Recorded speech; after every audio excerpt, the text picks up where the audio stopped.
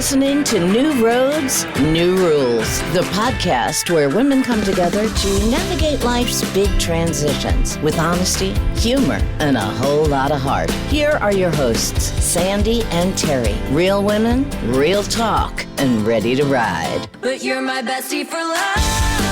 Yeah, you're the family I choose. Yeah, the best till the end. We can get through this together.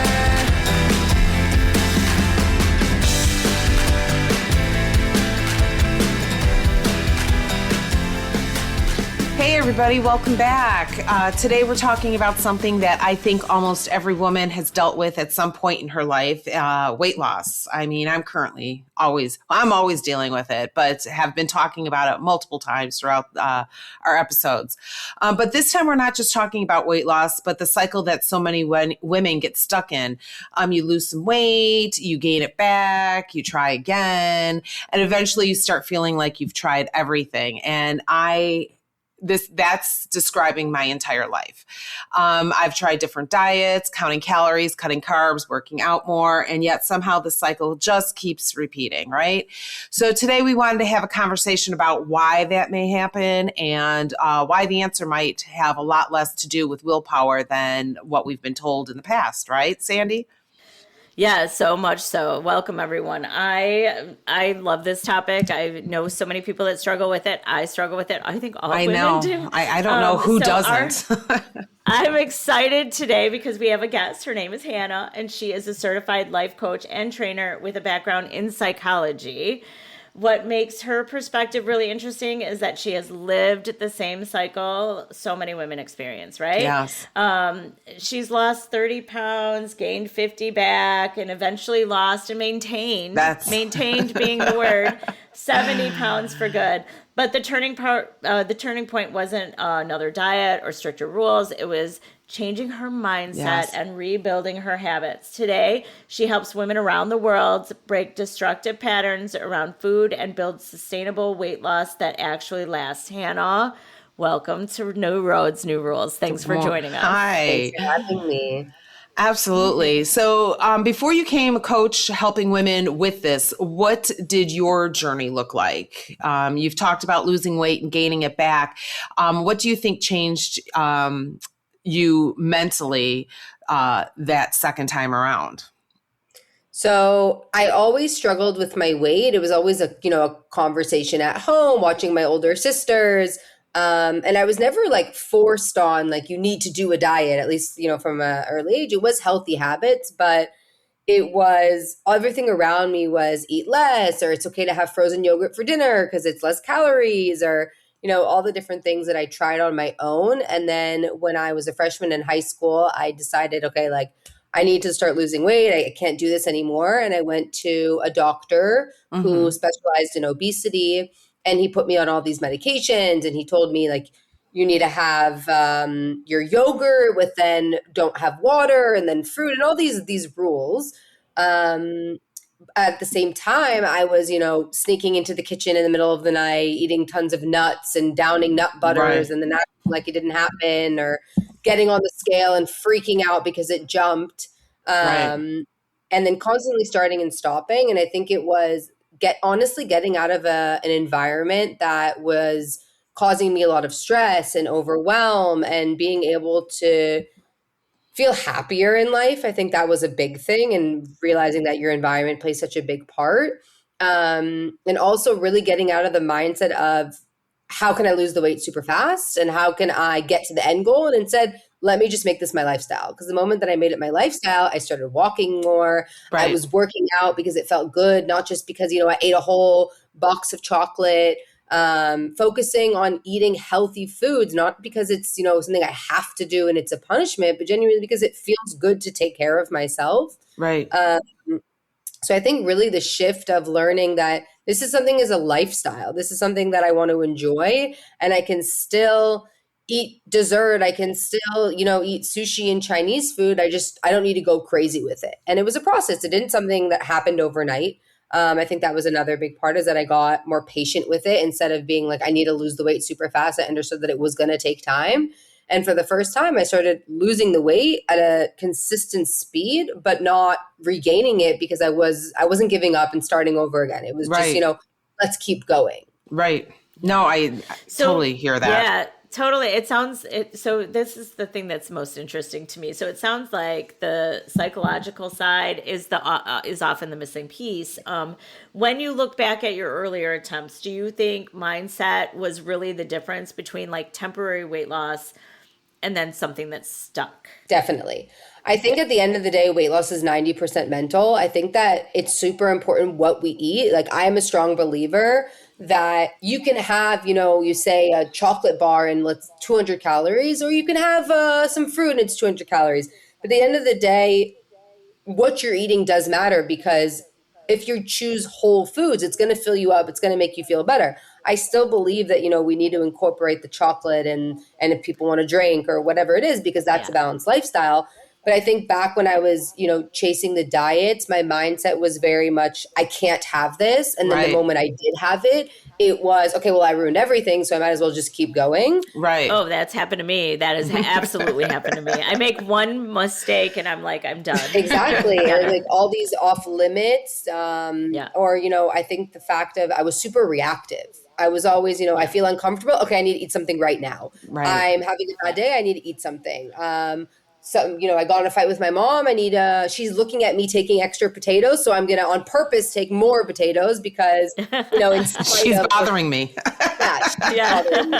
Learning to kind of slow down, pause, everything's okay. Right. But definitely, I think it was mindset and habits. And like I said, sneaking down in the middle of the night just because it's healthy and I'm eating, something that's better, quote unquote, doesn't make it that I'm not going to gain weight. Overeating is overeating. Right. That's right. So a lot of women do say at some point, like, I've tried everything. And when somebody says that to you, do you usually find it's actually something else happening underneath that? Do you try to get to that point with your clients?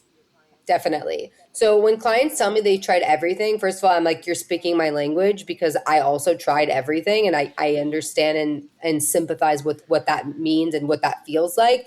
And I think, first of all, that's the hardest part, because when you've tried everything and you've failed so many times, the foundation is creating the belief, because in reality, the biggest predictor of weight loss is believing that you can succeed. And most of the women who have tried everything don't believe that they can succeed, because all the evidence points otherwise. Right. So what I help them understand is that when they tell me, I've calorie counted and I've done Weight Watchers and I've done keto and I've done paleo and fasting and all the things, what they're really telling me is that they've just done rules. And rules don't survive in real life. What survives in real life is skills. Because if you have a bad day, like I said, and you just say, okay, screw it, I'm not going to count calories today, or I'm going to just eat the bread today, I'm just going to eat the chocolate today, that isn't sustainable. But if you say, okay, I'm going to build skills, I'm going to work on my mindset, I'm going to learn how to eat chocolate and not go crazy with the chocolate, or yes, maybe I did overeat today and I'm just going to keep going and everything's okay, that's really the turning point. So clients that told me I've done everything, I understand that they've just done rules and they never built skills and they never worked on their mindset, because that's what all the weight loss programs are all missing. Where's the work on our mindset? That's the missing piece. Right. Anybody can tell you because what to eat. No, I totally agree, because I think isn't that why the weight was put on? Is because it was all in your mind. It was, emotional eating. It was, whatever. I had a bad day, I'm going to eat the whole package of Oreos. It's the mindset that got you into the weight gain to begin with. Yeah. So you've got to change that to get out of it. Right. Mm-hmm. Not only that, I had a bad day, but like, I deserve this. I worked hard on this project. I deserve this. I deserve this. Always the reward. Crazy. Yeah. Right. I worked out. One of the shocking data points that I had read. She's our research person, by the way. Right. She always has her research stuff. I read somewhere, I don't even know what study it was, but the study estimated that 90 to 95% of diets fail long term. And I feel like that's such a shocking number. And then they often do talk about what you were just saying, which was the all or nothing thinking. Mm-hmm. So when someone slips up, they're like, okay, the effort is done now. And I'm one of those people. I think I've said on a past podcast where I did one of those weight loss challenges with my friends. and I wasn't seeing the results they were. So I was like, I'm not doing this anymore. So I like literally just gave up. Yep. Do you see that pattern with the women you work with? Definitely. So our brain likes quick reward. That's the first thing. And we want the hits of the dopamine. We want the serotonin. And the moment that, especially when women who are like a slave to the scale, weight loss takes time. And sustainable weight loss is not going to happen overnight. And especially if you've done something restrictive, you might have seen that at a very fast speed. And when the scale doesn't move or fluctuate, especially as women, hormones, more intense workouts, if you didn't go to the bathroom, where you are in your cycle, if you had more carbs, it doesn't mean that you gain fat. It means that, your body can be retaining more water. And most women think, oh my God, the scale jumped overnight, therefore I ruined everything. And okay, you know what? I give up. Or like you said, if you do it with your friends, everybody's body's going to respond differently. Or like a lot of women do it with their husband. Oh, that's awful. Always. They always lose it. Right. Yes. Men can be doing everything and they're going to drop 7 pounds, but women can do everything. And then they get on the scale and they're up 5 pounds. And it doesn't mean that things aren't working, but because we want instant results, the moment we don't see that, the moment our brain says, oh my God, it's not working, we try to give up. And what I do with my clients in every session is we start by what are we celebrating? Because the journey is so much more than just a number on the scale or what we see in the mirror. But I went for a walk today, or you know what? I was super triggered last night, and instead of going for the ice cream and the wine, I slowed down and I made a conscious choice. Or I had a great day. I had a great day, and I celebrated with something else. Not I deserve to eat the whole entire cake mentality. Right. Definitely. That's a hard one. Yeah, that's a hard one to get past. Yeah, absolutely. But definitely women who we don't see quick results and we want to give up. I think it's honestly with everything, whether it's building a business or weight loss or anything, building habit. Right. Yeah, absolutely. For sure. So another concept that comes up a lot in psychology is the habit loops. You just said habit loops, like cue, routine, reward, right? So once these patterns are wired into our brains, they can really be hard to break, right? So when you work with women, are you helping them change the habit? I know you're talking about conversations you're having, but like, are you helping them change the habit or the way they respond to the triggers? So like, how are you preparing them for that? I would say a little bit of a mix of both. I think that the first thing is understanding that we can't be so reactive, which definitely takes time. And by being able to be less reactive, we implement new habits. So for example, so let's say they're used to emotional eating. So what we'll do is I'll teach them how to experience that negative emotion, whatever's coming up. Like I'm craving chocolate. Okay, let's pause. So pausing is going to be a combination of replacing the initial habit of being super impulsive, but also targeting the reactiveness. So instead of jumping to eat something, they're able to slow down and kind of say, okay, what's going on? And then what we do is implement a trigger habit. So if they're feeling uncomfortable, maybe that looks like going for a walk. I personally, if I notice a craving coming up, I like to talk it out with myself. Hannah, what's going on? You good? Like, where are these cravings coming from? Because in that sense, it's number one, replacing the habit, and also giving us a moment to be less reactive. And then if they still want to eat something, and this is in the context of emotional eating or cravings or whatever it is, they're able to make a choice. I don't tell my clients, never eat the chocolate, never emotional eat, because that's also not realistic. And that's what a lot of programs emphasize. You need to be perfect. And that's not human beings, especially women. We're full of emotions.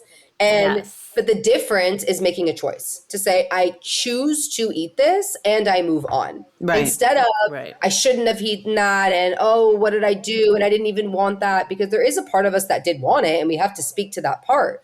And sometimes what we'll see, whether it's myself or with my clients, the moment that they make that conscious choice, they're able to say, you know what, I actually don't want this. I realize that I was just, trying to fill some other need. And actually, it feels empowering to say, I move on and everything is okay.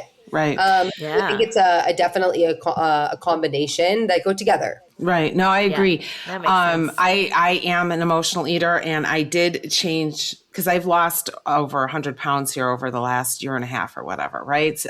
Just changing my mindset, and which everybody asks, what are you doing? I'm like, literally, it's a flip that switched. Right. Yeah. or switch that flipped. But I did, I'm an emotional and the trigger. So I kind of have turned to Tic Tacs, because it's only like 1 calorie. So in my head, girl math, I'm like, all right. So if I really wanted something and I'm not eating the entire box or the bag, literally will put the Tic Tac, a few Tic Tacs in my mouth. And so I'm getting something, and I'll go walk, I'll do something else, but I still have that trigger. So I've just changed it to Tic Tacs. Yeah. Because then I don't feel as guilty or like, whatever, and I still feel like I've gotten something, That's a good point. So so my switch hasn't flipped yet. So I am still very much an emotional eater. I still am. So. I still can be when I get stressed and whatnot. But I will now go. I do go for my walk. I'm trying to get into the habit of okay, do some yoga or do something else. But I will have my Tic Tacs, and I'm like, oh, just give me a Tic Tac, and so that has been again, and I'm not overeating Tic Tacs because then I'll get sick. By the way, she has a huge bag of Tic Tacs. I do have the refillable bag in my car, and I keep it in my car, and I only have a couple Tic Tacs here, and so I'll just take a Tic Tac, because then I don't feel as guilty. I think that can only come the fact that you've worked on your mindset, like. I have clients that come to me and they're like, well, I'm just going to eat something healthier instead because that's what, the diet industry has taught us. And I always explain to them, but we got to go back to the source. If in the beginning you're having cravings or you're wanting to emotionally eat, and cravings don't have to just be, I had a bad day and I need a type of ice cream, or I deserve this and give me a type of ice cream. It can be any time that we changed our mind. We said we're going to have a salad, but then all of a sudden we want to have pizza instead. Right. Something happened and we have to understand, is it because of other people? Is it because of pressure? What's going on? Right. And instead of just replacing it with a healthier option, I always say, let's go back to the source and understand what's causing the craving in the first place, and not with judgment, with curiosity, like an investigator. We don't want to put guilt on it, but we want to get curious about where this is coming from instead of just saying, oh, let me just have an apple instead. Because especially if you have a history of dieting, it becomes an apple and then some rice cakes and then some dates, whatever. You might as well just eat the chocolate. Chocolate's not bad. And the moment we say, let me have an apple instead, then it emphasizes that the chocolate is the problem, but it's not the chocolate. It's not the chocolate. Exactly. Right. Exactly. And I think that, that was it. Like to me, oh, go grab a bag of lettuce, it is a negative thing. Like it is, I'm stuck to rabbit food, and I want something else. So yes, I've changed it to the Tic Tac because it's sweet. Then, you get a little sweetness there. But it is also like, oh, poor me, I have to eat this salad.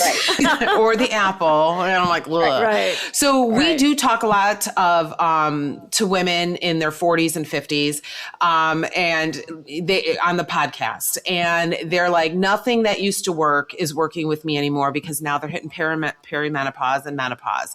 So from your perspective, what actually is happening in our bodies during that stage of life? Can you talk to that at all? Do you deal with women at all in those areas? Mm-hmm. So I do have women that are, I have women that range from 20s to late 40s, I would say, or most of the clients.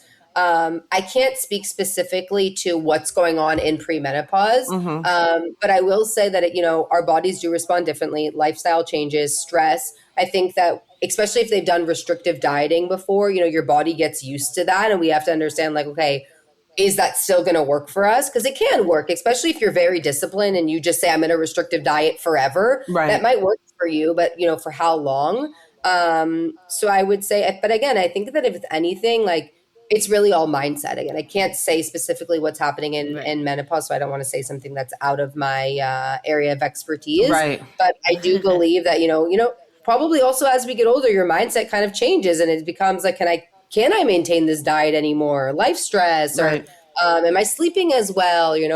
Everything plays a factor. Yeah. Right. So I think I was just going to say there's a lot of research around like sleep, stress, and hormones, which is everything you just said. Right. And also a lot of it, menopause plays a big part in all of that. Yeah. So it does play a huge role in the weight regulation. But do you find that women often focus only on food and exercise and overlook the other things? I mean, in your business? Yeah, I think that everybody's focused on, well, there's two things. I think that people are very heavily focused on exercise when in reality, simple movement, walking around, walking to the store, not taking the car all the time, taking the stairs, that plays such a bigger part than your workouts. Working out, I think, is one of the best things that we can do. And I love working out because it makes you more confident. It makes you happier.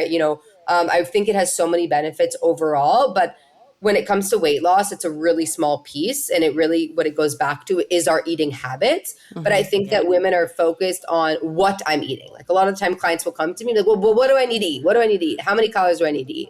And more than what are we eating, it's about how we're eating it and why we're eating it. Am I eating because I'm actually hungry, or am I just eating it just because? It can be healthy, but it doesn't mean that you're actually hungry right now.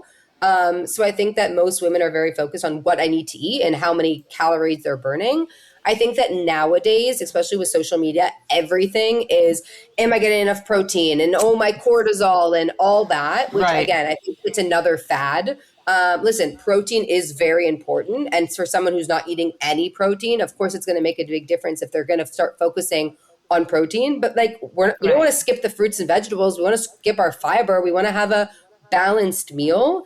And when I think it comes to hormones, I think that we do skip over it. But I think that, again, like it's very heavily focused on, is my cortisol too high? And is that the reason I'm not losing weight? And I don't think so. I think that if you're stressed, you're not sleeping as well, you're going to have more cravings. You maybe are in like this hustle energy of like, I just need to work out. But it does slow fat loss if you're not sleeping. But I think stress is affecting women, not just because cortisol is high and they're holding on to belly fat, but more so that their lifestyle is going to be impacted when they're so stressed. Right. But now the whole focus is on, oh my God, my cortisol is high. I need to do all these 10-step morning routines.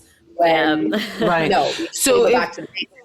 So having So having a woman in that who's like high stress, and what would your advice be to her to help her get through that and continue on the weight loss? Because I think it's that point where they're like, I'm going to give up because this is my life. And if it's not going to, like, what do I do?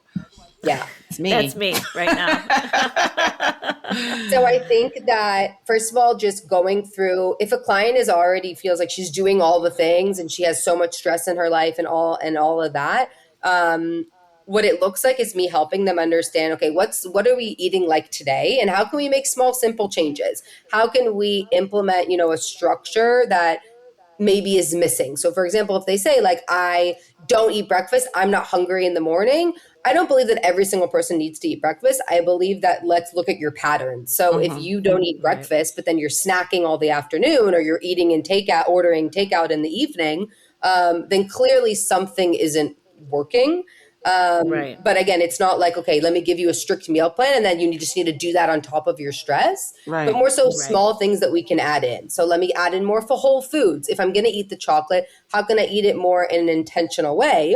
And also a big part of my coaching is working on, like I said, the mindset, but how we perceive situations. So if, for example, you're at work and your boss makes a comment to you and that sends you into a spiral, let's understand, what did the boss really say? What was the comment? And what did we make it mean?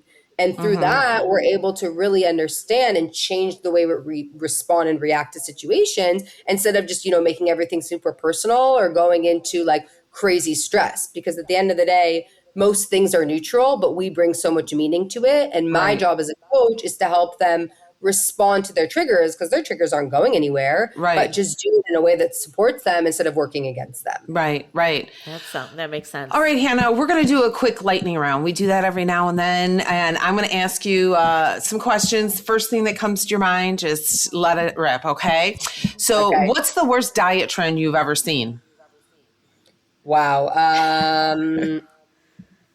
I mean, personally, that I tried, I would say cutting out carbs and cutting out junk food. I've heard, there's so many things now. People are doing like kefir trends and all this stuff, but definitely cutting carbs and junk food. It's not realistic. All right. What's one habit that can make a huge difference for someone trying to lose weight? Walking. And whole food. That's walking always comes up. What's the most common mistake women make when trying to lose weight? Doing something extreme and waiting for life to calm down. That's for sure. And what's the best advice you would give someone who feels like they're starting over again? I think that acknowledging that it's annoying and that it's frustrating and that you've been in the cycle, because I think the moment that we try to like push that off and get all positive and do these affirmations, like it's not going to work. And I would say that, wow, sorry, I just blinked out. What was the question again? That happens to me all the time. What's the best advice you would give someone who feels like they're starting over again? Okay, so I would say, like I said, number one is acknowledging that it's annoying, but choosing to focus on the fact that this is going to be the last time and really locking in on that and going in with the mindset like, okay, if you see that somewhere else in your life that you succeeded, like I always help my clients see like, what are you proud of in your life? Whether it's a career, maybe you're a mom of like 3, maybe you're something in your life, let's borrow that belief. So if I'm able to say at work, like I'm really proud of myself because I got to XYZ, let's take that and apply it to our weight loss journey so that our brain looks for the evidence to say, wow, I'm capable of this, instead of always going to the parts of, oh my God, I'm never going to get there. I'm never going to succeed, right. blah, blah, blah. Look at how I made a mistake.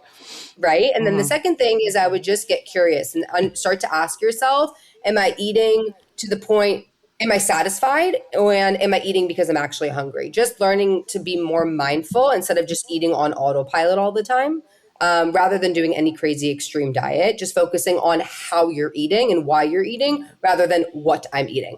I've seen clients that already make changes simply because they learn to check in with themselves. That's great. Hannah, thank you so much for coming on and joining us today and sharing your story and your perspective, because I think the conversation is going to resonate with a lot of women who feel like they've been stuck in the cycle for years, because honestly, it happens so often. I agree. And I love that your approach takes the pressure off perfection and really focuses on understanding ourselves better and building habits that actually last. We'll make sure that we include all of your links to all the links to you on our website, all of our platforms, and our in the show. Right. And if you want to share it now, how if somebody is looking for a coach, how do they contact you? What's the best way to contact you? So my Instagram, I would say, is the best place. I also share a lot of accessible and useful tips that you can start to apply already today. I have a link in there for my Stan store, and my DMs are also always open. I start with a free intro call, see if we're the right fit to work together on both sides, and go from there. That sounds great, Hannah. That's amazing. Thanks so much for joining us today. We really appreciate it. It's your turn. Let's hear what you have to say. All right, roadies, now it's your turn. We want to hear from you. Okay, have you ever caught yourself saying, okay, I'm starting on Monday? Yes. Oh, yes. And if you've been on your own health or weight journey, what's one mindset shift that actually helped you? Come share your thoughts with us inside the community, of course, at newroadsnewrules.com. All right, Terri. So what is our rule of the week? And now it's time for the rule of the week. This week's rule: stop starting over and start continuing your journey. Because one real change doesn't come from being perfect. Who's perfect? We're not perfect, right? Nobody is. It comes from being consistent. And this is what I have had to teach myself over and over again. Right. You just have to be consistent. I mean, and even Sandi with our podcast, 2 girls who've never done a podcast before, we just be consistent. We're still going strong. We're still going strong and we're growing. Consistency doesn't have to wait for Monday, right? The first of the month or the beginning of the new year. Sometimes the most powerful thing you can do is just keep going. It's true. I've really enjoyed this episode, and I hope the roadies have as well. So if you have enjoyed this episode, please share it with a friend, who might need to hear this conversation. If you know a friend that is just so always starting over, always frustrated with the weight loss journey, share this episode. Make sure they have access to the link to Hannah. I think she can make a difference. Oh, absolutely. I totally agree with that. And you guys, we'll see you next time on New Roads, New Rules. Absolutely. See you next time. But you're my bestie for life.